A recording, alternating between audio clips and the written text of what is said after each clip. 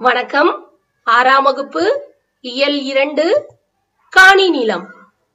செயல் பகுதி காணி நிலம். இயற்கையை போற்றும் வகையில் பாரதியார் இப்பாடலை இயற்றியுள்ளார். இந்த காலகட்டத்தில் நாம் அடுக்குமாடி வீடுகளில் வாழும் நிலைமைக்கு தள்ளப்பட்டுள்ளோம். மாசு நிறைந்த காற்றை சுவாசித்து குடிநீரையும் விலைக்கு வாங்கும் நிலையில் உள்ளோம். பறவைகளின் சத்தத்தை விட இங்கு வாகனங்களின் சத்தம்தான் அதிகமாக கேட்கிறது. இயற்கையோடு இயந்து வாழும் வாழ்வு வாழாமல் அடுக்குமாடி வீடுகளில் வாழும் பலர் இயற்கை தரும் இன்பத்தை எண்ணி ஏங்குகின்றார்கள். ஒவ்வொருவருக்கும் தன்னுடைய கனவு இல்லம் பற்றிய கற்பனை இருக்கும். அதுபோலதான் வீடு என்பது எப்படி இருக்க வேண்டும் என்று பாரதியார் கற்பனை செய்கின்றார். இயற்கை சூழலை உருவாக்க வேண்டியதன் தேவையை உணர்த்துகின்றார். இயற்கையை பல வகைகளில் போற்றிடும் பாரதியாரின் கனவு இல்லத்தை பற்றி அறிந்து கொள்ளலாம். வாருங்கள். காணி நிலம். இப்பாடலை இயற்றியவர் பாரதியார். காணி நில பாடல். காணி நிலம் வேண்டும் பராசக்தி, காணி நிலம் வேண்டும். அங்கு தூணில் அழகியதாய் நன்மாடங்கள் துய்ய நிறத்தினதாய் அந்த காணி நிலத்தினிடையே ஓர் மாளிகை கட்டித்தர வேண்டும். அங்கு கேணி அருகினிலே தென்னை மரம் கீற்றும் இளநீரும் 10-12 தென்னை மரம் பக்கத்திலே வேணும். நல்ல முத்து சுடர் போலே நிலா ஒளி முன்பு வர வேணும். அங்கு கத்தும் குயிலோசை சற்றே வந்து காதில் பட வேணும். என்றன் சித்தம் மகிழ்ந்திடவே நன்றாய் இளம் தென்றல் வர வேணும். பாரதியார். இயற்கையை போற்றும் வகையில் இப்பாடலை பாரதியார் இயற்றியுள்ளார். ஒரு வீடு எவ்வாறு அமைய வேண்டும் என தன்னுடைய கற்பனையை பாடலாக பாடியுள்ளார் பாரதியார். காணி நிலம் பாடலின் பொருள். காணி நிலம் வேண்டும் பராசக்தி, காணி நிலம் வேண்டும். காணி என்றால் நில அளவை குறிக்கும் சொல். இவ்வடிகளின் பொருள் காணி அளவு நிலம் வேண்டும். அதாவது காணி அளவு நிலம் இருந்தால் போதும் என்கின்றார் பாரதியார்.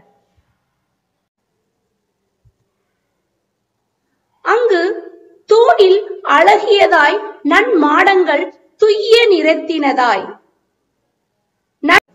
மாடங்கள் என்றால் அடுக்குகள். இவ்வடிகளின் பொருள் அழகான தூண்களையும் தூய நிறமுடைய மாடங்களையும் அது கொண்டிருக்க வேண்டும். அவருடைய வீட்டில் அழகான தூண்களும் அடுக்கு மாடங்களும் அது கொண்டிருக்க வேண்டும் என்கின்றார் பாரதியார். அந்த காணி நிலத்திடையே ஓர் மாளிகை கட்டித்தர வேண்டும். இவ்வடிகளின் பொருள் காணி நிலத்தில் ஓர் மாளிகை கட்டித்தர வேண்டும். அதாவது அந்த காணி நிலத்தில் ஓர் அழகான மாளிகையை கட்டித்தர வேண்டும் என்கின்றார் பாரதியார்.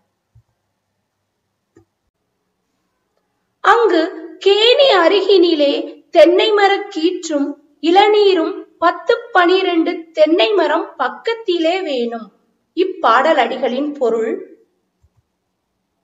நல்ல நீரை உடைய கிணறும் அங்கு இருக்க வேண்டும். இளநீரும் கீற்றும் தரும் தென்னை மரங்கள் வேண்டும். அந்த வீட்டிற்கு அருகிலேயே நல்ல நீரை உடைய கிணறு இருக்க வேண்டும். அதுபோல நல்ல இளநீரையும் கீற்றுகளையும் உடைய தென்னை மரங்கள் 10-12 இருக்க வேண்டும் என்கின்றார் பாரதியார். நல்ல முத்து சுடர் போலே நிலா ஒளி முன்பு வர வேணும். இப்பாடல் அடிகளின் பொருள் அங்கு முத்து சுடர் போன்ற நிலா ஒளி வீச வேண்டும்.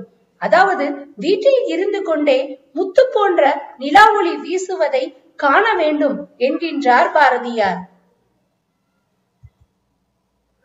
அங்கு கத்தும் குயிலோசை சற்றே வந்து காதில் பட வேணும். இப்பாடல் அடிகளின் பொருள் காதுக்கு இனிய குயிலின் குரலோசை கேட்க வேண்டும். வீட்டிற்கு அருகில் உள்ள மரத்தில் இருந்து குயில் கூவும் ஓசையை கேட்க வேண்டும் என்கின்றார் பாரதியார். என்றன் சித்தம் மகிழ்ந்திடவே நன்றாய் இளந்தென்றல் வரவேணும். சித்தம் என்றால் உள்ளம். இப்பாடல் அடிகளின் பொருள் உள்ளம் மகிழுமாறு இளம் தென்றல் தவழ வேண்டும். அதாவது மனதிற்கு இன்பம் அளிக்கும் விதமாக இளம் தென்றல் வீட்டில் தவழ வேண்டும் என்று பாடுகின்றார் பாரதியார்.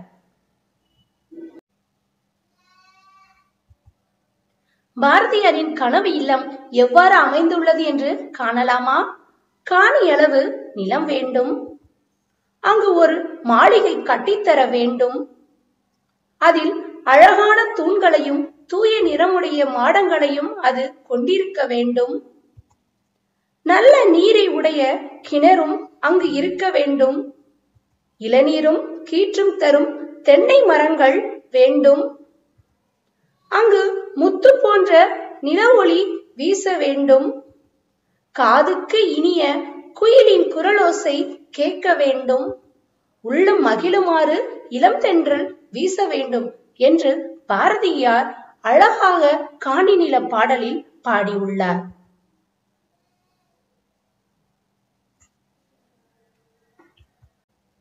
காணி நில பாடலின் நூல்வழி. இவர் பாரதியார். 20ஆம் நூற்றாண்டில் இணையற்ற கவிஞர் பாரதியார்.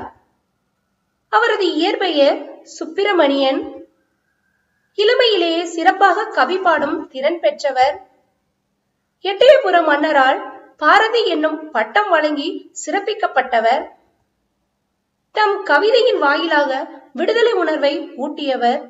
மண் உரிமைக்காகவும் பெண் உரிமைக்காகவும் பாடியவர். நாட்டுப்பற்றும் மொழிப்பற்று மிக்க பாடல்கள் பலவற்றை படைத்தவர். பாஞ்சாலி சபதம், கண்ணன் பாட்டு, குயில் பாட்டு முதலிய பல நூல்களை இயற்றி உள்ளவர். இது மட்டுமல்லாமல் பாரதியார் ஒரு கவிஞர், எழுத்தாளர், பத்திரிகை ஆசிரியர், விடுதலை போராட்ட வீரர் மற்றும் சமூக சீர்திருத்தவாதி என பல பணிகளை செய்துள்ளார். இவரை பாரதியார் மகாகவி என்றும் அழைக்கின்றார்கள். நவீன தமிழ் கவிதைக்கு முன்னோடியாக திகழ்பவர் பாரதியார்.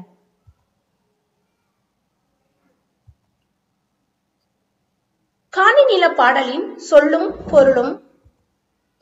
காணி என்ற சொல்லின் பொருள் நில அளவை குறிக்கும் சொல். மாடங்கள் என்ற சொல்லின் பொருள் மாளிகையின் அடுக்குகள். சித்தம் என்ற சொல்லின் பொருள் உள்ளம். காணி நில பாடலின் மனவரைபடம். காணி நிலம். காணி அளவு நிலம் வேண்டும். அங்கு ஒரு மாளிகை கட்டித்தர வேண்டும்.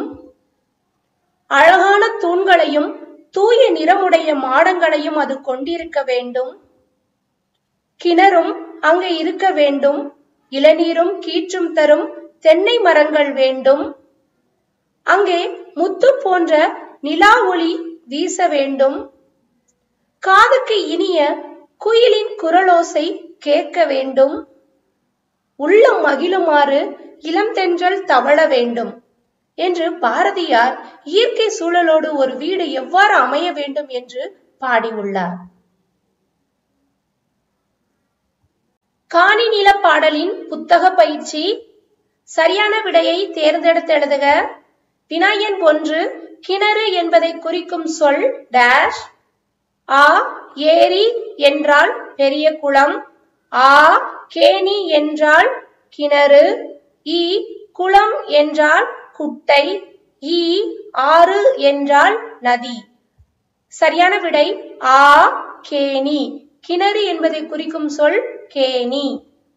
வினா எண் 2. சித்தம் என்பதன் பொருள் டேஷ். ஆ. உள்ளம் என்றால் சித்தம். ஆ. மனம் என்றால் வாசனை. இ. குணம் என்றால் பண்பு. இ. மனம் என்றால் காடு. சரியான விடை ஆ. உள்ளம். சித்தம் என்பதன் பொருள் உள்ளம். வினா எண் 3. மாடங்கள் என்பதன் பொருள் மாளிகையின் டேஷ். ஆ. அடுக்குகள் என்றால் மாடங்கள். ஆ. கூரை என்றால் வீட்டின் மேல் உள்ள கூரை. இ. சாளரம் என்றால் பால்கனி. ஈ வாயில் என்றால் வாயிற்கதவு. சரியான விடை ஆ அடுக்குகள். மாடங்கள் என்பதன் பொருள் மாளிகையின் அடுக்குகள். வினா எண் 4. நன்மாடங்கள் என்னும் சொல்லை பிரிக்க கிடைக்கும் சொல் டேஷ். ஆ நன் கூட்டல் மாடங்கள். நன்மாடங்கள் தவறான விடை. ஆ நற்கூட்டல் மாடங்கள். நற்மாடங்கள் தவறான விடை. இ நன்மை கூட்டல் மாடங்கள். நன்மாடங்கள் சரியான விடை. இ நல் கூட்டல் மாடங்கள். நல் மாடங்கள் தவறான விடை. சரியான விடை இ நன்மை கூட்டல் மாடங்கள். நன்மாடங்கள். நன்மாடங்கள் பண்புத்தொகை. பண்புத்தொகை என்பது மை விகுதி பெற்று வரும். எனவே நன்மாடங்கள் என்னும் சொல்லை பிரிக்க கிடைக்கும் சொல் நன்மை கூட்டல் மாடங்கள். வினா எண் 5. நிலத்தின் இடையே என்னும் சொல்லை பிரிக்க கிடைக்கும் சொல் டேஷ். ஆ நிலம் கூட்டல் இடையே. நிலம் இடையே தவறான விடை. ஆ நிலத்தின் கூட்டல் இடையே. நிலத்தின் இடையே சரியான விடை. இ நிலத்து கூட்டல் இடை. நிலத்து இடை தவறான விடை. இ நிலத் கூட்டல் திடையே. நிலத்திடையே தவறான விடை. சரியான விடை ஆ நிலத்தின் கூட்டல் இடையே. நிலத்தின் இடையே இச்சொல்லில் நீ இன் கூட்டல் ஈ என புணரும். எனவே நிலத்தின் இடையே என்னும் சொல்லை பிரிக்க கிடைக்கும் சொல் நிலத்தின் கூட்டல் இடையே. வினா எண் 6. முத்து கூட்டல் சுடர் என்பதை சேர்த்தெழுத கிடைக்கும் சொல் டேஷ். ஆ முத்துச் சுடர் தவறான விடை. இ முச்சுடர் தவறான விடை. இ முத்துடர் தவறான விடை. இ முத்துச் சுடர் சரியான விடை. சரியான விடை இ முத்துச் சுடர். முத்துச் சுடர் சு கச தப முன் வல்லினம் மிகும். எனவே முத்து கூட்டல் சுடர் என்பதை சேர்த்தெழுத கிடைக்கும் சொல் முத்து சுடர். வினா எண் 7. நிலா கூட்டல் ஒளி என்பதை சேர்த்தெழுத கிடைக்கும் சொல் டேஷ். ஆ நிலா ஒளி தவறான விடை. ஆ நிலா ஒளி தவறான விடை. இ நிலா ஒளி சரியான விடை. இ நிலவு ஒளி தவறான விடை. சரியான விடை இ நிலா ஒளி. நிலவு கூட்டல் ஒளி என்ற சொல்லில் லா இல் கூட்டல் ஆ என்று புணரும். ஆ வந்துள்ளது. ஈ ஈ ஐவழி யவ்வும் ஏனைய உயிர்வழி வவ்வும் என்ற விதியின்படி வாவின் ஒற்றான இவ்வு வரும். இவ் கூட்டல் ஓ ஓ என்று புணரும். நிலா கூட்டல் ஒளி என்பதை சேர்த்து எழுத கிடைக்கும் சொல் நிலா ஒளி.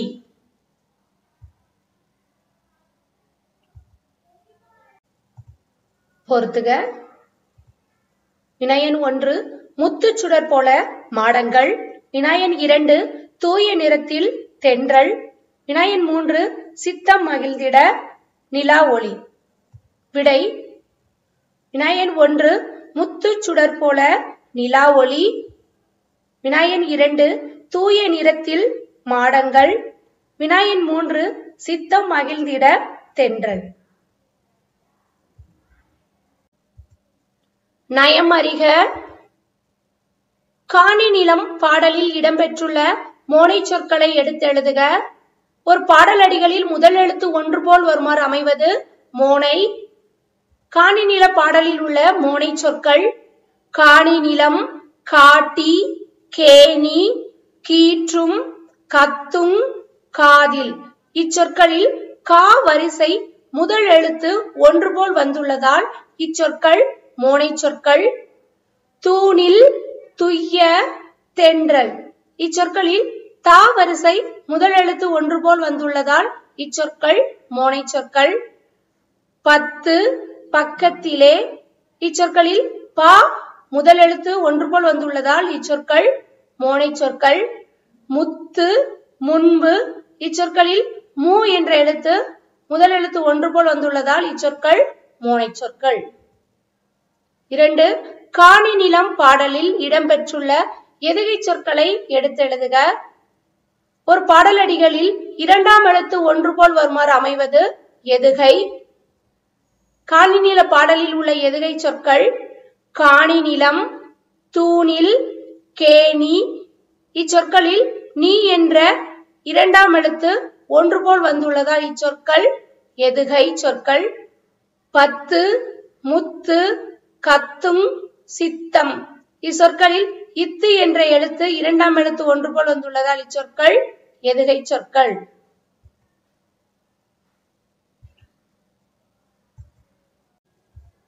சிறுவினா. வினாயன் 1. காணி நிலம் நூல்வழி பற்றி எழுதுக. 20ஆம் நூற்றாண்டில் இணையற்ற கவிஞர் பாரதியார். அவரது இயற்பெயர் சுப்பிரமணியன். இளமையிலே சிறப்பாக கவி பாடும் திறன் பெற்றவர். எட்டயபுர மன்னரால் பாரதி என்னும் பட்டம் வழங்கி சிறப்பிக்கப்பட்டவர். தம் கவிதையின் வழியாக விடுதலை உணர்வை ஊட்டியவர். மண் உரிமைக்காகவும் பெண் உரிமைக்காகவும் பாடியவர். நாட்டுப்பற்றும் மொழிப்பற்றும் மிக்க பாடல்கள் பலவற்றை படைத்தவர். பாஞ்சாலி சபதம், கண்ணன் பாட்டு, குயில் பாட்டு முதலிய பல நூல்களை இயற்றியுள்ளார். வினாயன் 2. காணி நிலம் பாடலின் பொருளை எழுதுக. காணி அளவு நிலம் வேண்டும், அங்கு ஓர் மாளிகை கட்டித்தர வேண்டும். அழகான தூண்களையும் தூய நிறமுடைய மாடங்களையும் அது கொண்டிருக்க வேண்டும். நல்ல நீரை உடைய கிணறும் அங்கே இருக்க வேண்டும். இளநீரும் கீற்றும் தரும் தென்னை மரங்கள் வேண்டும். அங்கே முத்து போன்ற நிலா ஒளி வீச வேண்டும். காதுக்கு இனிய குயிலின் குரலோசை கேட்க வேண்டும். உள்ளம் மகிழுமாறு இளந்தென்றல் தவழ வேண்டும். சிந்தனை வினா. பாரதியார் வீட்டின் அருகில் தென்னை மரங்கள் வேண்டும் என்கின்றார். நீங்கள் எந்தெந்த மரங்களை வளர்ப்பீர்கள் என எழுதுக.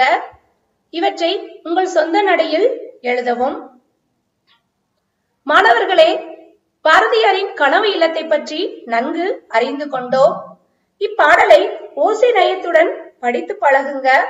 காணி என்பது நில அளவை குறிக்கும் சொல்.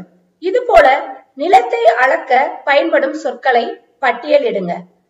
என் கனவு இல்லம் என்ற தலைப்பில் 5 அடிகளுக்கு ஓர் கவிதை ஒன்றை எழுதவும். நன்றி.